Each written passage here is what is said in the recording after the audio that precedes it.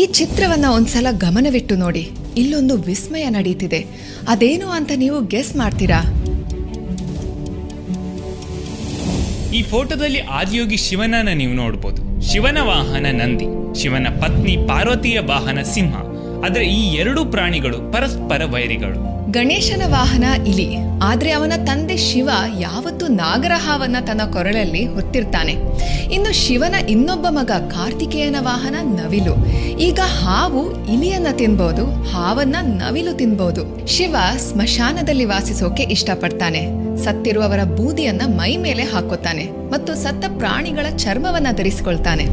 ಆದ್ರೆ ಇನ್ನೊಂದ್ ಕಡೆ ಅವನ ಪತ್ನಿ ಪಾರ್ವತಿ ಮಹಾಸುಂದರಿ. ಕಾರ್ತಿಕೇಯನನ್ನ ಷಣ್ಮುಖ ಅಂತ ಕರೀತಾರೆ, ಅಂದ್ರೆ ಅವನಿಗೆ 6 ಮುಖಗಳಿವೆ. ಆದ್ರೆ ಅವನ ತಮ್ಮ ಗಣೇಶನಿಗೆ ಮನುಷ್ಯನ ಮುಖನೇ ಇಲ್ಲ. ಇಲ್ಲಿ ನೀವು ಗಮನಿಸಿದ್ರ, ಗಂಡನಿಗೋಸ್ಕರ ಹೆಂಡತಿ ಬದಲಾಗಿಲ್ಲ, ಹಾಗೆ ಹೆಂಡತಿಗೋಸ್ಕರ ಗಂಡ